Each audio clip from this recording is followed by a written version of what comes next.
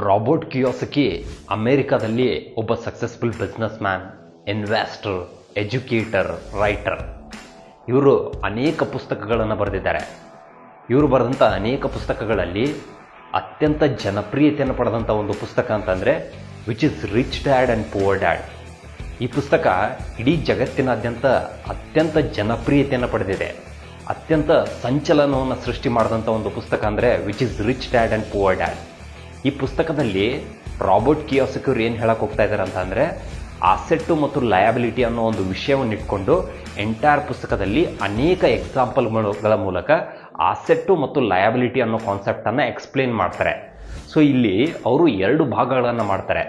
ಏನಂತಂದರೆ, ಶ್ರೀಮಂತರು, rich people, they will create a asset. ಶ್ರೀಮಂತರು ಆಸೆಟ್ಗಳನ್ನು ಕ್ರಿಯೇಟ್ ಮಾಡ್ತಾರೆ. ಉದಾಹರಣೆಗೆ ಸ್ಟಾಕ್ಸ್ ಇರ್ಬೋದು, ಮ್ಯೂಚುವಲ್ ಫಂಡ್ ಇರ್ಬೋದು, ಅಥವಾ ಯಾವುದಾದ್ರೂ ಒಂದು ಬಿಸ್ನೆಸ್ ಇರ್ಬೋದು, ಅಥವಾ ಅವರಲ್ಲಿರುವಂಥ ಯಾವುದಾದ್ರೂ ಒಂದು ನಾಲೆಜ್ ಇರ್ಬೋದು. ಇವಕ್ಕೆಲ್ಲವಕ್ಕೂ ನಾವು ಆಸೆಟ್ ಅಂತ ಕರಿತೀವಿ. ಈ ಆಸೆಟ್ಗಳ ಮೂಲಕ ಶ್ರೀಮಂತರು ಮತ್ತಷ್ಟು ಶ್ರೀಮಂತರಾಗ್ತಾ ಹೋಗ್ತಾರೆ. ಆದರೆ ಬಡವ್ರು ಏನು ಮಾಡ್ತಾರೆ ಅಂತಂದರೆ, ಹೆಚ್ಚು ಹೆಚ್ಚು ಲಯಾಬಿಲಿಟೀಸ್ಗಳನ್ನು ಕ್ರಿಯೇಟ್ ಮಾಡ್ತಾ ಮತ್ತಷ್ಟು ಬಡವ್ರು ಆಗ್ತಾನೆ ಹೋಗ್ತಾರೆ ಅಂಥೇಳಿ ಕೆಲವೊಂದಿಷ್ಟು ಉದಾಹರಣೆಗಳನ್ನು ಕೊಡ್ತಾರೆ. ಉದಾಹರಣೆಗೆ, ಸೊ ನಮಗೆ ಸದ್ಯಕ್ಕೆ ಕಾರ್ ಬೇಕಾಗಿರೋದಲ್ಲ, ಒಂದು ಹೈ ಕ್ವಾಲಿಟಿ ಕಾರ್ಗಳನ್ನು ತೊಗೊತೀವಿ. ಸೊ ಅದನ್ನು ಯಾವ ಮೂಲಕ ತೊಗೊತೀವಿ? EMI ಮೂಲಕ ತೊಗೊತೀವಿ. ಸೊ ನಮಗೆ ಐಫೋನ್ ಬೇಕಾಗಿರೋದಲ್ಲ, ಸದ್ಯಕ್ಕೆ ಐಫೋನನ್ನು EMIಗಳ ಮೂಲಕ ಐಫೋನ್ನ ತೊಗೊತೀವಿ. ಸೊ ಅದನ್ನು ಲೋನ್ಗಳ ಮೂಲಕ ತೊಗೊತೀವಿ. ಅದರಿಂದ ಏನಾಗುತ್ತೆ ಅಂತಂದರೆ, ನಮ್ಮ ಲೋನ್ ಹೆಚ್ಚಿಗೆ ಆಗ್ತಾ ನಮ್ಮ ಲಯಬಿಲಿಟಿಗೆ ಹೆಚ್ಚಿಗೆ ಆಗ್ತಾ ಪ್ರತಿದಿನ ನಾವು ಇನ್ನಷ್ಟು ಬಡವರು ಆಗ್ತಾ ಹೋಗ್ತೀವಿ ಅನ್ನೋ ಕಾನ್ಸೆಪ್ಟನ್ನು ತುಂಬ ಅದ್ಭುತವಾಗಿ ಎಕ್ಸ್ಪ್ಲೇನ್ ಮಾಡಿದ್ದಾರೆ. ಸ್ನೇಹಿತರೆ, ಈ ಎಂಟೈರ್ ಪುಸ್ತಕವನ್ನು ನೀವು ಒಬ್ಬ ಇನ್ವೆಸ್ಟರ್ ಆಗಿರ್ಬೋದು, ಅಥವಾ ನೀವು ಇತ್ತೀಚೆಗೆ ಹಣವನ್ನು ಸಂಪಾದನೆ ಮಾಡೋದಕ್ಕೆ ಸ್ಟಾರ್ಟ್ ಮಾಡಿದ್ರೂ ಕೂಡ ಈ ಪುಸ್ತಕವನ್ನು ನೀವು ಓದಲೇಬೇಕು. ಒಂದು ವೇಳೆ ಈ ಪುಸ್ತಕವನ್ನು ನಿಮ್ಗೆ ಓದೋಕ್ಕಾಗಲಿಲ್ಲ ಅಂದ್ರೂ ಕೂಡ ಈ ಪುಸ್ತಕದಲ್ಲಿ ಕೆಲವೊಂದಿಷ್ಟು ಪಾಯಿಂಟ್ಗಳನ್ನು, ಕೆಲವೊಂದಿಷ್ಟು ಸಮರಿಗಳನ್ನು ಅವರು ತುಂಬ ಅದ್ಭುತವಾಗಿ ಎಕ್ಸ್ಪ್ಲೇನ್ ಮಾಡಿದ್ದಾರೆ. ಸ್ನೇಹಿತರೆ, ಈ ಒಂದು ವಿಡಿಯೋದಲ್ಲಿ ನಾನು ಏನು ಮಾಡೋಕ್ಕೆ ಹೋಗ್ತಾ ಇದ್ದೀನಿ ಅಂತಂದರೆ, ಆ ಎಂಟೈರ್ ಪುಸ್ತಕದಲ್ಲಿರುವಂಥ ಕೆಲವೊಂದಿಷ್ಟು ಪಾಯಿಂಟ್ಗಳನ್ನು, ಕೆಲವೊಂದಿಷ್ಟು ಸಮರಿಗಳನ್ನು ಅತ್ಯಂತ ಸರಳವಾಗಿ, ಸ್ಪಷ್ಟವಾಗಿ ಎಕ್ಸ್ಪ್ಲೇನ್ ಮಾಡಕ್ಕೆ ಹೋಗ್ತಾ ಇದ್ದೀನಿ. ಸ್ನೇಹಿತರೆ, ರಾಬರ್ಟ್ ಕಿಯೋಸಕಿ ಅವರು ಈ ಪುಸ್ತಕದಲ್ಲಿ ಮೊದಲನೇ ಪಾಯಿಂಟ್ ಏನು ಹೇಳ್ತಾರೆ ಅಂತಂದರೆ, by luxuries at last, not first. ನಾವೆಲ್ಲ ಸ್ನೇಹಿತರೆ ಒಂದು ತಪ್ಪನ್ನು ಮಾಡ್ತೀವಿ. ಏನಂತಂದರೆ, ಒಂದ್ಸಲ ನಾವು ಕೆಲಸ ಮಾಡೋಕ್ಕೆ ಸ್ಟಾರ್ಟ್ ಮಾಡಾದ್ಮೇಲೆ, ಒಂದ್ಸಲ ನಾವು ಅರ್ನಿಂಗ್ಸನ್ನು ಸ್ಟಾರ್ಟ್ ಮಾಡಾದ್ಮೇಲೆ, ಮೊದಲನೇದಾಗಿ ನಾವು ಎಲ್ಲಿ ಗಮನವನ್ನು ಕೊಡಬೇಕು ಅಂತಂದರೆ, ಆಹಾರ, ಬಟ್ಟೆ, ಬರೆ, ರೋಟಿ, ಕಪಡ, ಮಕಾನ್. ಒಂದ್ಸಲ ನಾವು ಊಟ ಮಾಡಿಕೊಂಡು ಆರೋಗ್ಯವಾಗಿ ಚೆನ್ನಾಗಿದ್ವಿ ಅಂತಂದರೆ then we can go for a luxury items. Luxury ಐಟಮ್ಸ್ಗಳಾದಂಥ ಬೈಕ್ ಇರ್ಬೋದು, ಕಾರ್ ಇರ್ಬೋದು, ಐಫೋನ್ ಇರ್ಬೋದು, ಬ್ರ್ಯಾಂಡೆಡ್ ವಾಚಸ್ ಇರ್ಬೋದು, ಇವೆಲ್ಲವನ್ನು ನಾವು ನೆಕ್ಸ್ಟ್ ಲೆವೆಲಿಗೆ ತೊಗೋಬೇಕು. ಇನ್ ದ ಅರ್ಲಿ ಸ್ಟೇಜ್, ನಾವು ಯಾವಾಗ ಇನ್ನೂ ಅರ್ನಿಂಗ್ ಸ್ಟಾರ್ಟ್ ಮಾಡ್ತಾ ಇರ್ತೀವಿ, ಆ ಸಂದರ್ಭಗಳಲ್ಲಿ EMIಗಳ ಮೂಲಕ ಇವುಗಳನ್ನು ತಗೋಬಾರ್ದು ಅಂಥೇಳಿ ರಾಬರ್ಟ್ ಕಿಯೋಸಕಿ ಹೇಳ್ತಾರೆ. ಉದಾಹರಣೆಗೆ, ಅರ್ಲಿ ಸ್ಟೇಜ್ಗಳಲ್ಲಿ ಕಾರ್ ಏನು ಬೇಕಾಗಿರಲ್ಲ, ಲೇಟರ್ ಒಂದು 5 ವರ್ಷ 6 ವರ್ಷ ಆದಮೇಲೆ, ನಮ್ಮ ಸಂಪಾದನೆ ಜಾಸ್ತಿ ಆದಮೇಲೆ ನಾವು ಕಾರ್ನ ತಗೋಬೋದು. ಬೈಕ್ಗಳಲ್ಲಿ ಇವಾಗ ಬೈಕ್ ಬೇಕು, ಆದರೆ bullet bike, Pulsar bike, high end ಬೈಕ್ಗಳು ನಮಗೆ ಬೇಕಾಗಿರೋದಿಲ್ಲ. ಈ ರೀತಿ ನೀವು ಹೈ ಎಂಡ್ ಬೈಕ್ಗಳನ್ನು ತಗೊಂಡಾಗ ಪೆಟ್ರೋಲಿ ನಿಮಗೆ ಡಬಲ್ ಚಾರ್ಜ್ ಆಗುತ್ತೆ, ಮೇಂಟೆನೆನ್ಸ್ಗೆ ಡಬಲ್ ಚಾರ್ಜ್ ಆಗುತ್ತೆ. ಆಬ್ವಿಯಸ್ಲಿ ಅದರಿಂದ ಏನಾಗುತ್ತೆ, ನಿಮ್ಮ ಎಕ್ಸ್ಪೆನ್ಸ್ ಜಾಸ್ತಿ ಆಗುತ್ತೆ. ನಿಮ್ಮಲ್ಲಿರುವಂಥ ಸೇವಿಂಗ್ಸ್ ರೆಡ್ಯೂಸ್ ಆಗ್ತಾ ಹೋಗುತ್ತೆ. ಯಾವಾಗ ನಿಮ್ಗೆ ಸೇವಿಂಗ್ಸ್ ಕಮ್ಮಿ ಆಗುತ್ತೆ, ನಿಮಗೆ ಹೊಸ ಇನ್ವೆಸ್ಟ್ಮೆಂಟ್ ಮಾಡೋಕ್ಕಾಗಲ್ಲ. ಆ ಕಾರಣದಿಂದಾಗಿ in the early stage luxury ಐಟಮ್ಸ್ಗಳನ್ನು ತಗೋಬೇಡಿ, ಕೊನೆಗೆ ತಗೊಳ್ಳಿ ಅಂತ ಹೇಳಿ ರಾಬರ್ಟ್ ಕಿಯೋಸಕಿ ಅವರು ಹೇಳ್ತಾರೆ. ಎರಡನೇ ಪಾಯಿಂಟು, ರಾಬರ್ಟ್ ಕಿಯೋಸಕಿ ಅವರು ಯಾವುದ್ರ ಬಗ್ಗೆ ಹೇಳ್ತಾರೆ ಅಂತಂದರೆ, ರೆಡ್ಯೂಸ್ ಎಕ್ಸ್ಪೆನ್ಸಸ್ ಆ್ಯಂಡ್ ಲಯಬಿಲಿಟೀಸ್. ಸ್ನೇಹಿತರೆ, ಸುಮಾರು ಜನ ನನ್ನ ಫ್ರೆಂಡ್ಸು, ರಿಲೇಟಿವ್ಸು, ಅವರು ಪ್ರತಿ ತಿಂಗಳು 1 ಲಕ್ಷ, 2 ಲಕ್ಷ, 3 ಲಕ್ಷ ಸಂಪಾದನೆ ಮಾಡ್ತಾ ಇದ್ದಾರೆ. ಒಂದು 10-15 ವರ್ಷದಿಂದ ಕೆಲಸ ಮಾಡ್ತಾ ಇದ್ದಾರೆ. ಆದರೂ ಕೂಡ ನಿಮ್ಮ ಹತ್ರ ಏನು ಸಂಪಾದನೆ ಇದೆ, ಏನು ಇನ್ವೆಸ್ಟ್ಮೆಂಟ್ ಇದೆ ಅಂತ ಕೇಳಿದ್ರೆ, ಅವ್ರ ಹತ್ರ ಯಾವುದೇ ರೀತಿ ಸಂಪಾದನೆಯೂ ಇಲ್ಲ, ಯಾವುದೇ ರೀತಿ ಇನ್ವೆಸ್ಟ್ಮೆಂಟೂ ಇಲ್ಲ. ಕಾರಣ ಏನಂತಂದರೆ, ಮಿತಿಮೀರಿದ ಎಕ್ಸ್ಪೆನ್ಸ್ಗಳನ್ನು ಮಾಡೋ ಕಾರಣದಿಂದಾಗಿ ಅವ್ರ ಹತ್ರ ಇನ್ನೂ ಕೂಡ ಯಾವುದೇ ರೀತಿ ಸೇವಿಂಗ್ಸು ಇಲ್ಲ, ಇನ್ವೆಸ್ಟ್ಮೆಂಟು ಇಲ್ಲ. ಆ ಕಾರಣದಿಂದಾಗಿ ರಾಬರ್ಟ್ ಕಿಯೋಸಕಿ ಅವರು ಏನು ಹೇಳ್ತಾರೆ ಅಂತಂದರೆ, ಎಕ್ಸ್ಪೆನ್ಸಸ್ಗಳನ್ನು ಕಡಿಮೆ ಮಾಡಿ, ಲಯಬಿಲಿಟೀಸ್ಗಳನ್ನು ಕಡಿಮೆ ಮಾಡಿ, ಇನ್ವೆಸ್ಟ್ಮೆಂಟ್ ಮೇಲೆ ಹೆಚ್ಚು ಗಮನವನ್ನು ಕೊಡಿ ಅಂತೇಳಿ ರಾಬರ್ಟ್ ಕಿಯೋಸಕಿ ಅವರು ಹೇಳ್ತಾರೆ. ಅದ್ರ ಜೊತೆಗೆ ಒಂದ್ಸಲ ನಿಮ್ಮ ಇನ್ಕಮ್, ಆದಾಯ ಬಂದಾದ್ಮೇಲೆ ಮೊದಲನೇದಾಗಿ ನೀವೇನು ಮಾಡಬೇಕು, ನಿಮ್ಮ ಎಲ್ಲೆಲ್ಲಿ ಇನ್ವೆಸ್ಟ್ಮೆಂಟ್ ಮಾಡ್ಬೇಕು ಅಂದ್ಕೊಂಡಿರ್ತೀರಾ, ಇಟ್ ಕ್ಯಾನ್ ಬಿ ಸ್ಟಾಕ್ಸ್ ಇರ್ಬೋದು, ಮ್ಯೂಚುವಲ್ ಫಂಡ್ ಇರ್ಬೋದು, ಅಲ್ಲೆಲ್ಲ ಕಡೆ ಮೊದಲನೇದಾಗಿ ಇನ್ವೆಸ್ಟ್ಮೆಂಟ್ ಮಾಡಿ. ನಿಮ್ಮ ಇನ್ವೆಸ್ಟ್ಮೆಂಟ್ ಕಂಪ್ಲೀಟ್ ಆದಮೇಲೆ ಆಮೇಲೆ ಸ್ಪೆಂಡಿಂಗನ್ನು ಮಾಡಿ. ಆದರೆ ಸುಮಾರು ಜನ ಏನು ಮಾಡ್ತಾರೆ ಅಂತಂದರೆ ಒಂದ್ಸಲ ಇನ್ಕಮ್ ಬಂದಾದ್ಮೇಲೆ ಸೊ ಮೊದಲನೇದಾಗಿ ಎಕ್ಸ್ಪೆನ್ಸ್ ಮಾಡ್ತಾರೆ, ಆಮೇಲೆ ಇನ್ವೆಸ್ಟ್ಮೆಂಟ್ ಮಾಡೋದಕ್ಕೆ ಹಣವನ್ನು ಉಳಿಸೋದಕ್ಕೆ ಟ್ರೈ ಮಾಡ್ತಾರೆ, ಎಲ್ಲಿ ಹಣನೇ ಉಳಿದಿರೋದಿಲ್ಲ. ಆ ಕಾರಣದಿಂದಾಗಿ ಮೊದಲು ನಮಗೆ ಇನ್ಕಮ್ ಬಂದಾದ್ಮೇಲೆ ಫಸ್ಟು ನಾವು ಸ್ಟಾಕ್ಸು, ಮ್ಯೂಚುವಲ್ ಫಂಡ್ಗಳಲ್ಲಿ, ಬಾಂಡ್ಗಳಲ್ಲಿ ಅಥವಾ ನೀವು ಯಾವುದಾದ್ರೂ ಒಂದು ಬಿಸ್ನೆಸ್ಸಲ್ಲಿ ಇನ್ವೆಸ್ಟ್ಮೆಂಟ್ ಮಾಡ್ತೀರಾ ಅಂತಂದರೆ ಕಂಪ್ಲೀಟಾಗಿ ಇನ್ವೆಸ್ಟ್ಮೆಂಟ್ ಮಾಡಬೇಕು. ರಿಮೈನಿಂಗ್ ಏನು ಉಳಿಯತ್ತಲ್ಲ ಅದರಲ್ಲಿ ನೀವು ಎಕ್ಸ್ಪೆನ್ಸನ್ನು ಮಾಡಬೇಕು. ಇನ್ನು ಸುಮಾರು ಜನರಿಗೆ ತಮ್ಮ ಹಣ ಯಾವ ರೀತಿ ಖರ್ಚಾಗ್ತಿದೆ, ಏನಾಗ್ತಿದೆ ಅನ್ನೋದ್ರ ಬಗ್ಗೆ ಒಂದು ಟ್ರ್ಯಾಕೇ ಇರೋದಿಲ್ಲ. ನಿಮ್ಮ ಹಣವನ್ನು ನೀವು ಕರೆಕ್ಟಾಗಿ ಟ್ರ್ಯಾಕ್ ಮಾಡಬೇಕು ಅಂತಂದರೆ ಒಂದ್ಸಲ ನಿಮ್ಮ ಇನ್ಕಮ್ ಬಂದಾದ್ಮೇಲೆ ಅದನ್ನು 3 ಭಾಗ ಮಾಡಿ. ಯಾವ ರೀತಿ ಅಂತಂದರೆ ಸೊ ನಿಮಗೆ 1 ಲಕ್ಷ ರೂಪಾಯಿ ಇನ್ಕಮ್ ಇದೆ. ಈ ಇನ್ಕಮಲ್ಲಿ 30% ಏನು ಮಾಡಿ ಅಂತಂದರೆ ಹೌಸ್ ಹೋಲ್ಡ್ ಎಕ್ಸ್ಪೆನ್ಸಸ್, ಒಂದು 30,000 ರೂಪಾಯಿ house hold expenses. It can B room rent ಇರ್ಬೋದು, ಗ್ರಾಸರೀಸ್ ಇರ್ಬೋದು, ಬಿಲ್ಸ್ ಇರ್ಬೋದು, ಅದೆಲ್ಲದಕ್ಕೂ ಈ 30% ಅಮೌಂಟನ್ನು ಸ್ಪೆಂಡ್ ಮಾಡಿ.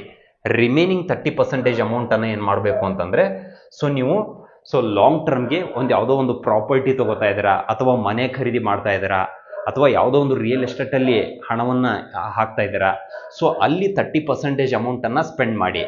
Remaining 40% ಏನಿರುತ್ತಲ್ಲ that has to be invested into stocks and mutual fund for a long term goal. Long term goal ಯಾವುದಂತಂದರೆ it can be retirement, child marriage, child education. So ಈ long term ಗೋಲ್ಗಳ ಮೇಲೆ ನೀವು ಈ 40% ಅಮೌಂಟನ್ನು investment ಮಾಡಬೇಕು. ಈ ರೀತಿಯಾಗಿ ನಿಮ್ಮ ಹಣವನ್ನು ನೀವು ಡೈವರ್ಸಿಫೈ ಮಾಡಿದ್ದೆ ಆದರೆ ಇಲ್ಲಿ ನಿಮ್ಮ ಎಕ್ಸ್ಪೆನ್ಸ್ನು ಕಂಟ್ರೋಲಿಗೆ ಬರುತ್ತೆ, ಸೊ ನಿಮ್ಮ ಲಾಂಗ್ ಟರ್ಮ್ ಇನ್ವೆಸ್ಟ್ಮೆಂಟನ್ನು ಕೂಡ ಆಗುತ್ತೆ, ನಿಮ್ಗೆ ಹಣನೂ ಉಳಿಯುತ್ತೆ. ನೆಕ್ಸ್ಟ್ ಪಾಯಿಂಟ್ ಬಂದ್ಬಿಟ್ಟು create a asset that can work for you 24/7. Entire ಪುಸ್ತಕದಲ್ಲಿ ರಾಬರ್ಟ್ ಕಿಯೋಸಕಿ ಅವರು ಇದ್ರ ಬಗ್ಗೆ ಹೆಚ್ಚು ಎಕ್ಸ್ಪ್ಲೇನ್ ಮಾಡ್ತಾರೆ. ಏನಂತಂದರೆ so you have to create one asset. ಒಂದ್ಸಲ ಒಂದು ರೀತಿ ಈ ಒಂದು ಅಸೆಟ್ಗಳನ್ನು ಕ್ರಿಯೇಟ್ ಮಾಡಾದ್ಮೇಲೆ ಆ ಅಸೆಟ್ಟು ನಿಮಗೆ 24/7 ವರ್ಕ್ ಮಾಡುತ್ತೆ ಅಂತ ಹೇಳ್ತಾರೆ. ಕೆಲವೊಂದಿಷ್ಟು ಅಸೆಟ್ಗಳನ್ನು ಅವರು ಉದಾಹರಣೆ ಕೊಡ್ತಾರೆ. ಉದಾಹರಣೆಗೆ ಸ್ಟಾಕ್ಸ್ಗಳಲ್ಲಿ ನೀವು ಲಾಂಗ್ ಟರ್ಮ್ ಇನ್ವೆಸ್ಟ್ಮೆಂಟ್ ಮಾಡಿದ್ದೆ ಆದರೆ ಒಂದು 8 ವರ್ಷ 10 ವರ್ಷ ಸ್ಟಾಕ್ಸ್ಗಳನ್ನು ಚೆನ್ನಾಗಿ ಗ್ರೋತ್ ಮಾಡಿಸಿದ್ದೆ ಆದರೆ ಅದಾದಮೇಲೆ ಆ ಸ್ಟಾಕ್ಸು, ಮ್ಯೂಚುವಲ್ ಫಂಡು ನಿಮ್ಗೆ ಏನಾಗುತ್ತೆ ಅಂತಂದರೆ ಕಂಟಿನ್ಯೂ ಆಗಿ ಕಂಪೌಂಡ್ ಆಗ್ತಾನೆ ಹೋಗುತ್ತೆ. ಸೊ ಅದರಿಂದ ನಿಮಗೆ ಕಂಟಿನ್ಯೂ ರಿಟರ್ನ್ ಜನರೇಟ್ ಆಗ್ತಾನೆ ಹೋಗುತ್ತೆ. ಈ ಸ್ಟಾಕ್ಸು, ಮ್ಯೂಚುವಲ್ ಫಂಡ್ಗಳು ನಿಮಗೆ ರೆಗ್ಯುಲರ್ ಇನ್ಕಮನ್ನು ಕೊಡ್ತಾ ಹೋಗುತ್ತೆ. ಈ ರೀತಿ ಆಸೆಟ್ಗಳನ್ನು ಕ್ರಿಯೇಟ್ ಮಾಡೋದ್ರ ಬಗ್ಗೆ ಹೆಚ್ಚು ರಾಬರ್ಟ್ ಕಿಯೋಸಕಿ ಎಕ್ಸ್ಪ್ಲೇನ್ ಮಾಡ್ತಾರೆ. ಇನ್ನು ಹೆಚ್ಚು ಶ್ರೀಮಂತರು ಈ ಆಸೆಟ್ಗಳಾದಂಥ ಸ್ಟಾಕ್ಸ್ ಇರ್ಬೋದು, ಮ್ಯೂಚುವಲ್ ಫಂಡ್ ಇರ್ಬೋದು, ಬಿಸ್ನೆಸ್ ಇರ್ಬೋದು, ಅಥವಾ ರಿಯಲ್ ಎಸ್ಟೇಟಲ್ಲಿ ಕೆಲವೊಂದಿಷ್ಟು ಆಸೆಟ್ಗಳನ್ನು ಕ್ರಿಯೇಟ್ ಮಾಡಿ ಕಂಟಿನ್ಯೂ ಆಗಿ ರೆಗ್ಯುಲರ್ ಇನ್ಕಮನ್ನು ಜನರೇಟ್ ಮಾಡ್ತಾರೆ. ಆದರೆ ಬಡವ್ರು ಏನು ಮಾಡ್ತಾರೆ ಅಂತಂದರೆ ಸೊ ಅಸೆಟ್ಗಳನ್ನು ಕ್ರಿಯೇಟ್ ಮಾಡೋದ್ರ ಬದಲಾಗಿ ಲಯಾಬಿಟೀಸ್ಗಳ ಸೊ ಮನೆ ತಗೋತಾರೆ. ಮನೇನ ಯಾವ ರೀತಿ ತೊಗೊತಾರೆ ಅಂತಂದರೆ 15-20 ವರ್ಷ EMI ಹಾಕ್ಕೊಂಡು ತಗೋತಾರೆ. ಅದರಿಂದ EMI ಕಟ್ಟಿನೇ ಅವ್ರ ಜೀವನ ಹೋಗಿರುತ್ತೆ.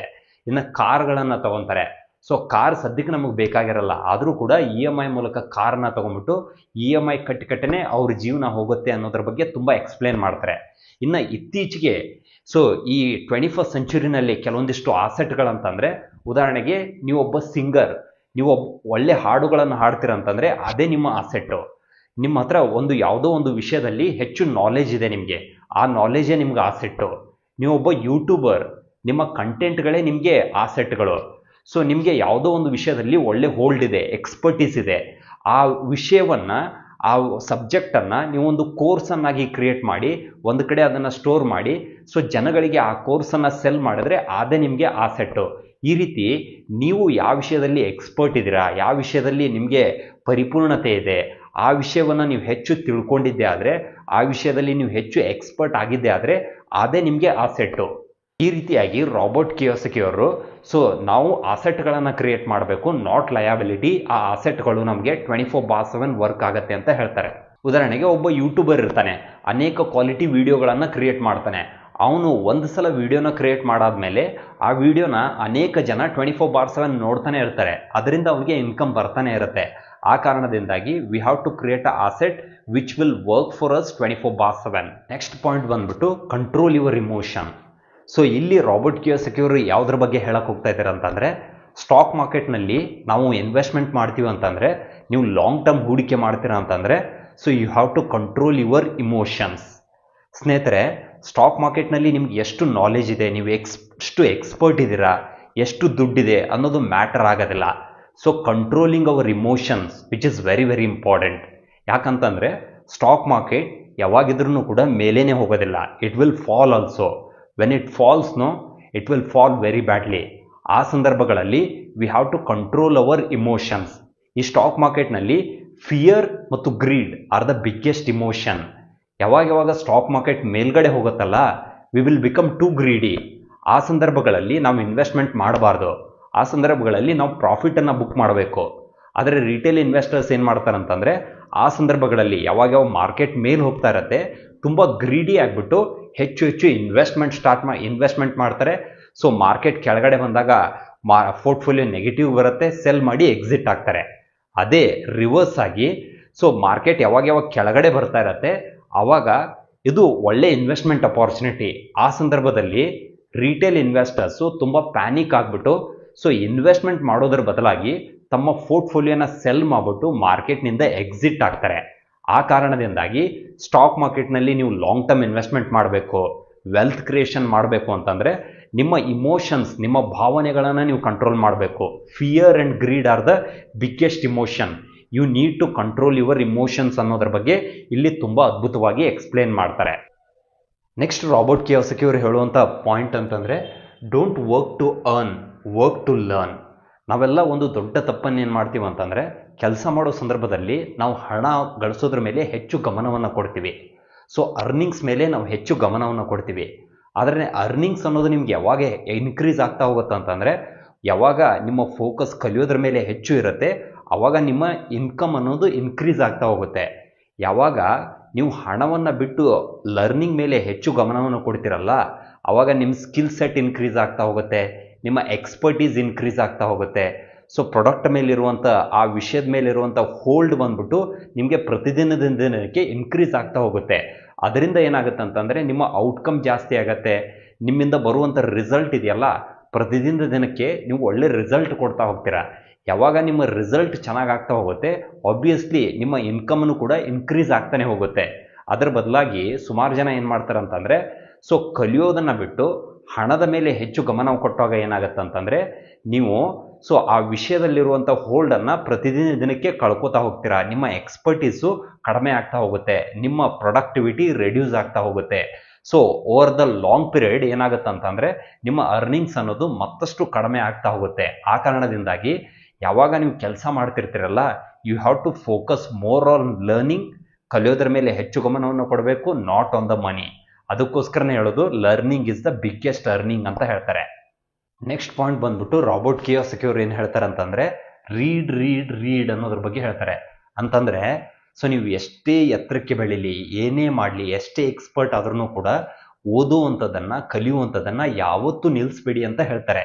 ಸೊ ಉದಾಹರಣೆ ಕೊಡೋದಾದರೆ, ವಾರೆನ್ ಬಫೆಟ್ ಅಮೆರಿಕಾದಲ್ಲಿ ಅಥವಾ ವಿಶ್ವದಲ್ಲಿ ಅತ್ಯಂತ ಶ್ರೀಮಂತ ವ್ಯಕ್ತಿ, one of the most successful investor in US market. ನಾವು ಇನ್ವೆಸ್ಟ್ಮೆಂಟು ಅಂತ ಒಂದು ಪದವನ್ನು ಬಳಸಿದ ತಕ್ಷಣವೇ ನಮ್ಮ ಕಣ್ಣೆದುರುಗಡೆ ಬರುವಂಥ ಮೊದಲ ವ್ಯಕ್ತಿ ಅಂತಂದರೆ ವಾರೆನ್ ಬಫೆಟ್.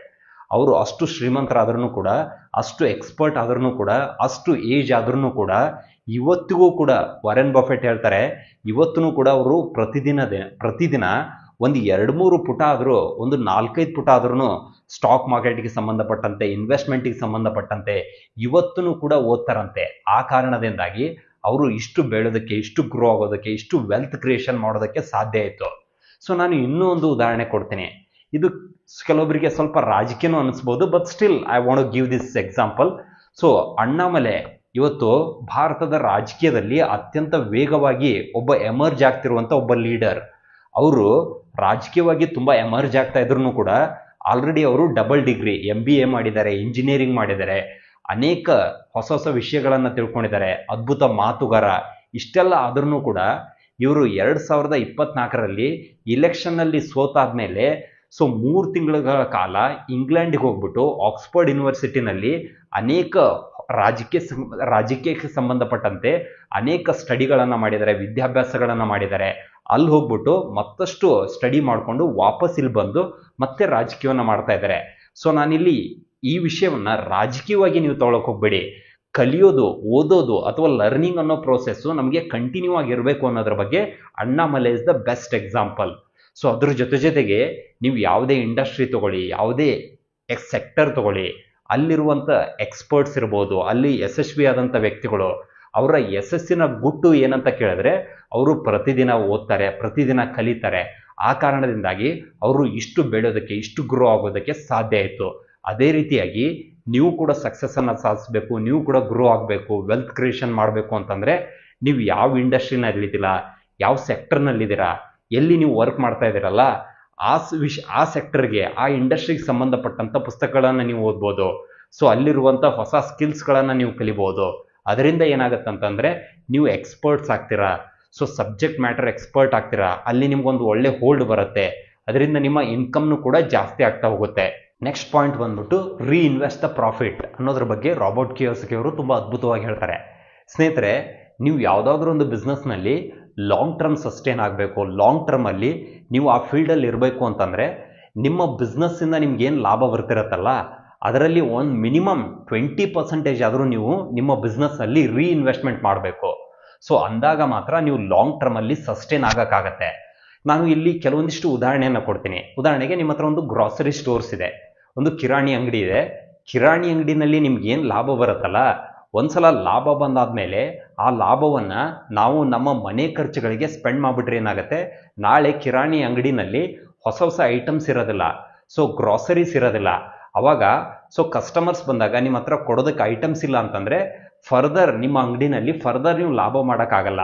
ಅದರ ಬದಲಾಗಿ ನಿಮ್ಗೇನು ಇನ್ಕಮ್ ಬರುತ್ತಲ್ಲ, ಅಂಗಡಿಯಿಂದ ಏನು ಲಾಭ ಬರುತ್ತಲ್ಲ, ಬಂದಿರುವಂಥ ಲಾಭವನ್ನು ಮತ್ತಷ್ಟು ಗ್ರಾಸರೀಸನ್ನು, ಮತ್ತಷ್ಟು ಐಟಮ್ಸನ್ನು ನಿಮ್ಮ ಅಂಗಡಿಗೆ ನೀವು ತಂದು ಹಾಕಬೇಕು. ಆವಾಗ ನಿಮ್ಮ ಬಿಸ್ನೆಸ್ ಮತ್ತಷ್ಟು ಫ್ಲರಿಶ್ ಆಗುತ್ತೆ, ಮತ್ತಷ್ಟು ಗ್ರೋ ಆಗುತ್ತೆ. ಇಲ್ಲಿ ಕೆಲವೊಂದಿಷ್ಟು ನಾನು ಉದಾಹರಣೆ ಕೊಡೋದಾದರೆ, ಉದಾಹರಣೆಗೆ ಡಿಮಾರ್ಟ್ ಇದೆ. ಸೊ ಡಿಮಾರ್ಟ್ ಬಂದ್ಬಿಟ್ಟು ಇಂಡಿಯಾದಲ್ಲೇ one of the largest retail chain in India.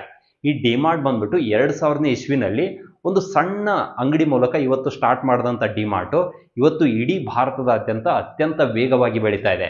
ಇವಾಗ ಭಾರತದಾದ್ಯಂತ ಹತ್ರ 300ಕ್ಕಿಂತಲೂ ಹೆಚ್ಚು ಡಿಮಾರ್ಟ್ ಸ್ಟೋರ್ಗಳಿದ್ದಾವೆ. ಇವರು ಅರ್ಲಿ ಸ್ಟೇಜ್ಗಳಲ್ಲಿ ಯಾವ ರೀತಿ ಬಿಸ್ನೆಸ್ಸನ್ನು ಎಕ್ಸ್ಪ್ಯಾಂಡ್ ಮಾಡಿದ್ರು ಅಂತಂದರೆ, ಒಂದು ಡಿಮಾರ್ಟ್ ಇರುತ್ತೆ, ಒಂದು ಸ್ಟೋರ್ ಇರುತ್ತೆ. ಆ ಒಂದು ಸ್ಟೋರಿಂದ ಪ್ರತಿ ಒಂದು ವರ್ಷಕ್ಕೆ ಒಂದಿಷ್ಟು ಪ್ರಾಫಿಟನ್ನು ಪ್ರತಿ ಸಲ ಅವರು ತೆಗೆದಿಡ್ತಾ ಹೋಗ್ತಿದ್ರು. ಒಂದು ಸ್ಟೋರಿಂದ ಏನು ಲಾಭ ಬರ್ತಿರತ್ತಲ್ಲ, ಒಂದನೇ ಸ್ಟೋರಿಂದ ಬಂದಿರುವಂಥ ಲಾಭವನ್ನು ಒಂದು ಕಡೆ ತೆಗೆದುಬಿಟ್ಟು, ಸೊ ಎರಡನೇ ಸ್ಟೋರನ್ನು ಒಂದನೇ ಸ್ಟೋರಿಂದ ಏನು ಲಾಭ ಬಂದಿದೆಯಲ್ಲ ಆ ಸ್ಟೋರಿಂದನೇ ಎರಡನೇ ಸ್ಟೋರನ್ನು ಓಪನ್ ಮಾಡಿದರು. ನೆಕ್ಸ್ಟ್ 2 ಸ್ಟೋರ್ ಆದವು. 2 ಸ್ಟೋರ್ಗಳಿಂದ ಒಂದು ಸರ್ಟನ್ ಪ್ರಾಫಿಟನ್ನು ಪ್ರತಿ ಸಲ ತೆಗೆದಿಡ್ತಾ ಹೋದರು. ಸೊ ತೆಗೆದಿಡ್ತಾ ಹೋಗ್ತಾ 2 ಸ್ಟೋರ್ಗಳಿಂದ ಕೂಡಿರುವಂಥ ಅಮೌಂಟನ್ನು ಮತ್ತೊಂದು ಸ್ಟೋರ್ ಬಂದಿರುವಂಥ ಲಾಭವನ್ನು ಕೂಡಿಸ್ಬಿಟ್ಟು ಮತ್ತೊಂದು ಸ್ಟೋರ್ ಹಾಕಿದರು. ಈ ರೀತಿ ಬಂದಿರುವಂಥ ಲಾಭದ ಮೇಲೇ ಅವರು ಸ್ಟೋರ್ಸ್ಗಳನ್ನು ಎಕ್ಸ್ಪ್ಯಾನ್ಷನ್ ಮಾಡ್ತಾ ಹೋಗಿದ್ದಾರೆ. ಇವಾಗ ಇಡೀ ಭಾರತದಾದ್ಯಂತ ಹತ್ರ 250 ಪ್ಲಸ್ 300ಕ್ಕಿಂತಲೂ ಹೆಚ್ಚು ಸ್ಟೋರ್ಸ್ಗಳು ಭಾರತದಾದ್ಯಂತ ಇದ್ದಾವೆ. ಈ ರೀತಿಯಾಗಿ ನಿಮ್ಮ ಬಿಸ್ನೆಸ್ಸಲ್ಲಿ ಏನು ಲಾಭ ಬರುತ್ತಲ್ಲ ಆ ಬಂದಿರುವಂಥ ಲಾಭವನ್ನು ವಾಪಸ್ ನೀವು ನಿಮ್ಮ ಬಿಸ್ನೆಸ್ನಲ್ಲೇ ರೀಇನ್ವೆಸ್ಟ್ಮೆಂಟ್ ಮಾಡಬೇಕು. ಇನ್ನೊಂದು ಉದಾಹರಣೆ ಕೊಡೋದಾದರೆ, ರಿಲಯನ್ಸ್ ಜಿಯೋ 2016-17ನೇ ಇಸ್ವಿನಲ್ಲಿ ಸೊ ರಿಲಯನ್ಸ್ ಅವ್ರು ಏನು ಮಾಡಿದ್ರು ಅಂತಂದರೆ, ಸೊ ಜಿಯೋನ ಫ್ರೀಯಾಗಿ ಕೊಟ್ಬಿಟ್ರು. ಜನ ಏನು ತಿಳ್ಕೊಂಡಿದ್ರು, ಮುಖೇಶ್ ಅಂಬಾನಿ ಅವ್ರಿಗೆ ತಲೆ ಇಲ್ಲ, ಜಿಯೋನ ಫ್ರೀಯಾಗಿ ಕೊಟ್ಟಿದ್ದಾರೆ ಅಂತ ಜನ ತಿಳ್ಕೊಂಡ್ರು. ಆದರೆ ಮುಖೇಶ್ ಅಂಬಾನಿ ಅವ್ರು ಏನು ಮಾಡಿದ್ರು, ಸೊ ಅವರ ಬಿಸ್ನೆಸ್ನಲ್ಲಿ he wanted to reinvest the money. So ಜನಗಳಿಗೆ ಜಿಯೋನ ಯೂಸ್ ಮಾಡುವಂಥ, ಇಂಟರ್ನೆಟ್ಟನ್ನು ಯೂಸ್ ಮಾಡುವಂಥ ಒಂದು ಹವ್ಯಾಸವನ್ನು ಕ್ರಿಯೇಟ್ ಮಾಡಿದರು. ಸೊ ಅದರಿಂದ ಏನಾಯಿತು, 1 ವರ್ಷ ಫ್ರೀ ಕೊಟ್ಟರು. ಕೊಟ್ಟಾದ್ಮೇಲೆ ವಾಪಸ್ ಪ್ರೈಸನ್ನು ಇನ್ಕ್ರೀಸ್ ಮಾಡಿಬಿಟ್ರು, ಒಂದು ಪ್ರೈಸನ್ನು ಸೆಟ್ ಮಾಡಿದರು. ಸೊ ಜನಗಳು ಆಲ್ರೆಡಿ ಇಂಟರ್ನೆಟ್ಟನ್ನು ಯೂಸ್ ಮಾಡುವಂಥ ಹವ್ಯಾಸ ಇರೋದ್ರಿಂದ ಜನ ಇಂಟರ್ನೆಟ್ ಇಲ್ಲದೆ ಬದುಕೋದಕ್ಕೆ ಸ್ವಲ್ಪ ಕಷ್ಟ ಆಗೋಯ್ತು. ಅದಾದಮೇಲೆ ಜನ ಪೇಯ್ಡ್ ಏನು ವರ್ಷನ್ ಇತ್ತಲ್ಲ, ಪೇಯ್ಡ್ ಜಿಯೋ ಇತ್ತಲ್ಲ, ಅದನ್ನು ತೊಗೊಳಕ್ಕೆ ಸ್ಟಾರ್ಟ್ ಮಾಡೇ ಬಿಟ್ರು. ಆ ಕಾರಣದಿಂದಾಗಿ ಸೊ ಅವರು ಅರ್ಲಿ ಸ್ಟೇಜ್ಗಳಲ್ಲಿ ರಿಲಯನ್ಸ್ ಅವರು ರೀಇನ್ವೆಸ್ಟ್ಮೆಂಟ್ ಮಾಡಿದರು. ನೆಕ್ಸ್ಟ್ ಏನು ಮಾಡಿದ್ರು, ಲಾಭ ಮಾಡಿದರು. ಆ ಕಾರಣದಿಂದಾಗಿ ನಿಮ್ಮ ಬಿಸ್ನೆಸ್ನಲ್ಲಿ ನೀವು ಗ್ರೋ ಆಗಬೇಕು, ಲಾಂಗ್ ಟರ್ಮ್ ಸಸ್ಟೈನ್ ಮಾಡಬೇಕು ಅಂತಂದರೆ ನಿಮ್ಮ ಬಿಸ್ನೆಸ್ಸಿಂದ ಏನು ಲಾಭ ಬರುತ್ತಲ್ಲ ಆ ಬಂದಿರುವಂಥ ಲಾಭವನ್ನು ನೀವು ವಾಪಸ್ ನಿಮ್ಮ ಬಿಸ್ನೆಸ್ ಮೇಲೇ ಇನ್ವೆಸ್ಟ್ಮೆಂಟ್ ಮಾಡಬೇಕು. ಅಂದಾಗ ಮಾತ್ರ ನಿಮ್ಮ ಬಿಸ್ನೆಸ್ಸು ಲಾಂಗ್ ಟರ್ಮಲ್ಲಿ ಸಸ್ಟೈನ್ ಆಗುತ್ತೆ. ಸ್ನೇಹಿತರೆ, ಈ ಒಂದು ವಿಡಿಯೋದಲ್ಲಿ ನಾನು ರಾಬರ್ಟ್ ಕಿಯೋಸಕಿ ಅವರ ರಿಚ್ ಡ್ಯಾಡ್ ಮತ್ತು ಪುವರ್ ಡ್ಯಾಡ್ ಅನ್ನೋ ಒಂದು ಪುಸ್ತಕದಿಂದ 7 ಪ್ರಮುಖ ಪಾಯಿಂಟ್ಗಳನ್ನು, 7 ಪ್ರಮುಖ ಅಂಶಗಳ ಬಗ್ಗೆ ಡಿಸ್ಕಷನ್ ಮಾಡಿದೆ. ಮೊದಲನೇ ಪಾಯಿಂಟ್ ಬಂದ್ಬಿಟ್ಟು, so luxuries at last not first, reduce expenses and liabilities. ಮೂರನೇ ಪಾಯಿಂಟ್ ಬಂದ್ಬಿಟ್ಟು, create a asset that can work for you 24/7. ನಾಲ್ಕನೇ ಪಾಯಿಂಟ್ ಬಂದ್ಬಿಟ್ಟು, ಕಂಟ್ರೋಲ್ ಯುವರ್ ಇಮೋಷನ್. ಐದನೇದು ಬಂದ್ಬಿಟ್ಟು, don't work to earn, work to learn. ಆರನೇದು ಬಂದ್ಬಿಟ್ಟು, read. ಏಳನೇ point ಬಂದ್ಬಿಟ್ಟು, reinvest the profit. Friends, I hope you find this video useful. If you like this video, please to subscribe, please to share it with your community. If you want to learn more about investment and trading, you can explore my online course. Thank you so much.